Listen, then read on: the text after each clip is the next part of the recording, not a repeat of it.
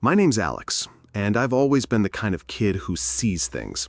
Not like ghosts and ghouls, not really. More like the other side of things. The way the shadows stretch too long in an empty room, or how a familiar voice can suddenly sound alien when you're half asleep. I never talked about it much. What was there to say? Hey, Mom, the old oak tree in the backyard looks like it's judging me today. She'd just nod and tell me to eat my vegetables. So I kept it to myself, these little whispers from the world that no one else seemed to hear. We lived in this house on the edge of the woods, a good 30 minutes from the nearest town. It was an old place, built in the 1940s, with creaky floorboards and a perpetual draft no matter how high we cranked the heat. My parents loved it, though. They called it rustic charm. I called it the place where the walls watch you sleep. Our closest neighbor, old Mrs. Gable, was a sweet woman who baked terrible cookies and talked to her cat like it was her long-lost husband. Beyond her, it was just miles of dense, ancient forest. Growing up, those woods were my playground. I knew every winding deer trail, every moss-covered rock, every hidden stream where the water ran colder than ice. I spent countless hours out there, building forts, imagining myself a wilderness explorer, or sometimes just sitting and listening to the quiet hum of nature. It was never truly quiet, not in the woods. There was always the rustle of leaves, the chirp of a bird, the distant cry of some unseen creature. But it was a comforting kind of noise, a living, breathing silence. That comfort started to unravel around the time I turned 16. It began subtly, with things I could easily dismiss. A branch snapping when there was no wind. A shadow in my peripheral vision that vanished when I turned my head. The feeling of being watched, a persistent prickle on the back of my neck, even when I was alone in my room. My parents, wrapped up in their work and their own little world, didn't notice. Why would they? They didn't hear the whispers. One evening, I was doing my homework, history, something about the Civil War, when I heard it. A faint scratching sound coming from the wall behind my desk. It was rhythmic, insistent, like tiny claws dragging across plaster. I froze, pen hovering over my textbook. My first thought was mice. We'd had them before. But this sound, it was too deliberate, too focused. It wasn't scurrying, it was scratching. I knocked on the wall. The sound stopped instantly. I waited, holding my breath, my ears straining in the sudden quiet. Nothing. I shrugged it off, attributing it to my overactive imagination. That night, though, as I lay in bed, the scratching started again. This time, it wasn't from my wall, it was from the floor beneath my bed. I pulled the covers tighter, trying to convince myself it was just the house settling, the old wood groaning under its own weight. But the rhythmic nature of it, the steady scrape, scrape, scrape, felt anything but natural. I didn't sleep much that night. The next day, I felt like a zombie. I stumbled through school, my mind replaying the sounds from the night before. When I got home, the house felt different, heavier. The usual afternoon light seemed duller, and the air felt thick, as if something was pressing down on it. I tried to ignore it, to focus on video games, anything to distract myself. But every creak of the floorboards, every rustle of the curtains sent a jolt of anxiety through me. Later that evening, while my parents were out at some dinner party, I decided to be brave, or stupid, I wasn't sure which. The scratching had returned, louder now, and undeniably from the floorboards directly under my bed. I got down on my hands and knees, heart hammering against my ribs, and peered into the dusty gloom beneath the bed frame. It was dark, a tangle of old socks, forgotten toys, and dust bunnies the size of small animals. I reached for my phone, flicked on the flashlight, and slowly swept the beam across the space. Nothing, just the endless dust. The scratching stopped the moment the light hit. I pulled back, frustrated and feeling foolish. Was I losing my mind? Was this some elaborate prank my parents were playing? But they weren't the prankster type. They were more sensible shoes and early bedtime kind of people. Days turned into a week, and the incidents escalated. The scratching became more frequent, moving from under my bed to other parts of my room, then to the walls, then to the ceiling. It wasn't just scratching anymore either. Sometimes I'd hear a faint whisper, just at the edge of audibility, like someone was trying to speak through a thick pane of glass. I'd strain to hear it, but the words were always just out of reach, a garbled, indistinct murmur that raised the hairs on my arms. I started sleeping with the lights on, a pathetic attempt to ward off whatever was lurking in the dark. My parents started asking if I was feeling okay. I told them I was just stressed about school. It was easier than trying to explain the invisible things that were slowly, methodically unraveling my sanity. One night, I woke up to a distinct dragging sound coming from the hallway. It sounded heavy, like something large being pulled across the old wooden floorboards. Something too heavy for a mouse, too methodical for a tree branch rubbing against the house. I lay perfectly still, my eyes wide open in the darkness, listening. The dragging stopped right outside my door. My breath hitched in my throat. I could feel it, whatever it was, on the other side. A cold dread seeped into my bones, a primal fear that had nothing to do with rationality. I could almost hear it breathing, a faint, shallow rasp. I squeezed my eyes shut, wishing I could disappear, willing whatever was out there to just go away. After what felt like an eternity, the dragging sound resumed, slowly receding down the hallway until it faded into the general creaks and groans of the old house. I didn't open my eyes until the first rays of dawn peeked through my window. That was the night I knew, with a certainty that chilled me to the bone, that I wasn't just hearing things. Something was in the house with me, and it was getting closer. The incident with the dragging sound in the hallway cemented a new, terrifying reality for me. It wasn't just my imagination, wasn't just old house noises. There was something else here, something that was actively moving, actively doing things. The next morning, I crept out of my room, every muscle tense, my eyes scanning the dimly lit hallway. Nothing seemed out of place. The worn runner carpet, the old landscape paintings my grandma had given us, the coat rack with my dad's perpetually misplaced hat, all exactly where they should be. But the air still felt heavy, thick, like a scent that refuses to dissipate.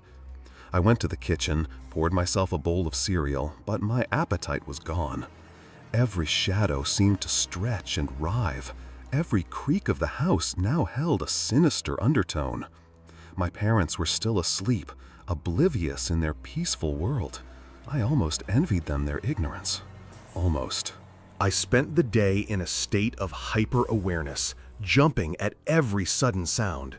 The rustle of leaves outside the window, the distant whine of a dog, the hum of the refrigerator, all seemed amplified, distorted, like a soundtrack to my growing paranoia. I tried to focus on schoolwork, but the words blurred on the page. My mind kept returning to the hallway, to the dragging sound, to the feeling of it being right outside my door. What was it? What did it want? The questions circled endlessly in my head, a suffocating loop of dread. That afternoon, I decided to do something proactive, something to try and prove I wasn't going completely insane. I pulled out my phone and started recording. Not video, just audio. I placed it under my bed, the same spot where the scratching had started. My logic was simple. If I could capture the sounds, I could prove it to myself. Maybe even prove it to my parents. I pressed record, the tiny red light on the screen a beacon of hope in the gloom, then tried to go about my evening as normally as possible. Dinner was a blur. My mom asked about my day. I mumbled something about a history test. My dad talked about a leaky faucet he needed to fix. It all felt so mundane, so ordinary, while my world was rapidly becoming anything but. As night fell, a new kind of terror began to creep in. It wasn't just the fear of what might happen, but the fear of sleep. The thought of drifting off, vulnerable and unaware, while something unseen moved around me, made my stomach clench. I lay in bed, phone clutched in my hand, staring at the ceiling. The silence in the room was oppressive, a heavy blanket that seemed to muffle even the sound of my own breathing. I must have dozed off eventually, because the next thing I knew, I was jolted awake by a sudden, sharp thump from the other side of my room. It sounded like something heavy had fallen or been deliberately knocked over. My eye snapped open, and in the dim light filtering through the curtains, I could make out the faint outline of my desk chair, now lying on its side. My heart hammered against my ribs, a frantic drumbeat in the quiet room. My mind screamed for me to grab my phone, to check the recording, but my body wouldn't move. I was paralyzed by a raw, unadulterated fear. Then, from the corner of the room near the old dresser, I heard it, a soft, wet squelch, like something wet and fleshy being pressed against the floor, followed by another and another, a steady, deliberate squelch, squelch, squelch. It was moving, slowly, towards my bed. I wanted to scream, to call for my parents, but no sound would come out. My throat was dry, constricted by terror. The squelching sounds continued, growing faintly louder, closer. I could almost feel the vibrations through the mattress. My mind raced, trying to conjure an explanation. A rat? No, too heavy. Water? No, there was no leak. The squelch was rhythmic, almost deliberate. It was moving around the foot of my bed now, slowly, inexorably. The air grew colder, noticeably so, and I could feel a faint, unpleasant odor in the room, something metallic and earthy, like old blood and wet soil. My eyes were fixed on the foot of my bed, but the darkness was too profound to make up anything distinct, just shapes, shadows, and the horrifying wet sounds. Then, the squelching stopped, directly at the foot of my bed. I held my breath, every fiber of my being screaming in silent panic. The cold intensified, a palpable presence, chilling me to the bone.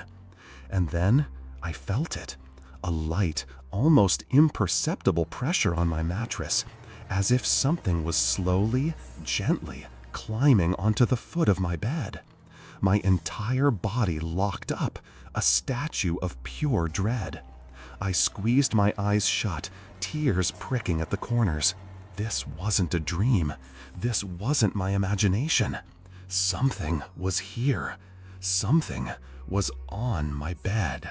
I lay there for what felt like hours, a prisoner in my own skin, listening to the agonizing silence, feeling the faint, shifting weight at the foot of the bed. I didn't dare open my eyes. I didn't dare move. I just focused on breathing, trying to keep the ragged gasps of air quiet. Eventually, as the first hint of gray light began to filter through the curtains, the pressure on the bed lifted. The cold began to recede, slowly, imperceptibly. I heard a faint, final squelch from the floor near my door, then nothing. Absolute silence. I stayed like that for a long time, unwilling to believe it was over, terrified it was a trick. When I finally forced my eyes open, the room was empty. The desk chair was still on its side, a chilling testament to what had happened. I pushed myself up, my muscles aching from the tension, and fumbled for my phone under the bed. My fingers trembled as I hit play on the audio recording. The initial part was just the silence of my room, then my own faint breathing. Then came the thump, loud and clear, followed by the wet, sickening squelch, squelch, squelch. I could hear it moving, getting closer. I could hear the faint, almost imperceptible shift of the mattress as something climbed onto my bed. And then, at the very end of the recording, a sound that made my blood run cold. A faint, drawn-out hiss, like air escaping from a damaged lung, directly into the microphone. It was impossibly close. I dropped the phone, scrambling back against the headboard, tears streaming down my face. Whatever it wasn't just in my room. It had been right beside me, and it had been breathing. The sound of that hiss on the recording replayed in my mind on an endless, horrifying loop. It wasn't just a sound, it was a presence, a breath, impossibly close. I couldn't unhear it. I couldn't unfeel the cold pressure on my bed. My parents finally stirred, their voices drifting up from downstairs, and a strange sense of panic seized me. How could I tell them? How could I explain that our rustic charm of a home was also hosting something else? They'd think I was cracking up, and maybe I was. Maybe this was the slow descent into madness, a gradual chipping away at my sanity until there was nothing left but raw fear. I deleted the audio recording. I had to. The thought of them finding it, of them hearing that hiss, was almost as terrifying as the sound itself. It was my secret, my burden, and I was going to carry it alone. I stumbled through the morning, a ghost in my own house. Every shadow seemed to writhe. Every creak of the old house was a potential threat. I ate breakfast, forced a smile, and pretended everything was normal. But inside, I was screaming. I wanted to run, to pack a bag and get as far away from that house as possible. But where would I go? And what if it followed? The thought was a chilling realization that solidified my despair. This wasn't just a house. It was a trap. That day, I couldn't bring myself to go into the woods. My old sanctuary now felt like the source of my torment, a dark, breathing entity waiting just beyond the tree line.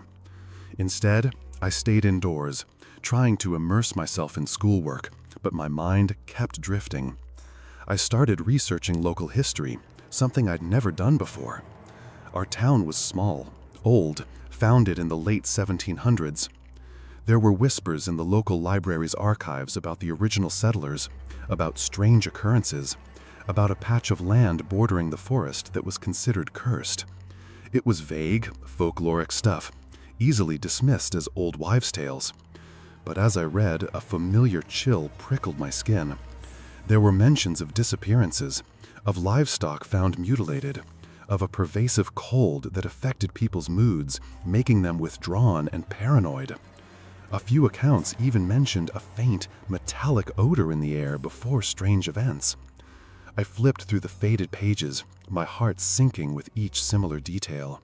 The scratching, the dragging, the cold, the smell. It wasn't just me. Other people had experienced this, but no one had ever really put the pieces together. As dusk approached, a new, profound sense of dread settled over me. Night was coming. The house would fall silent, and it would begin its nightly routine. I tried to prepare myself. I pushed my desk and dresser against my bedroom door, a pathetic attempt at a barricade. I gathered every light source I could find, a flashlight, a camping lantern, even my old glow-in-the-dark stars from when I was a kid. I turned on every lamp in my room, bathing the space in a harsh, artificial glare.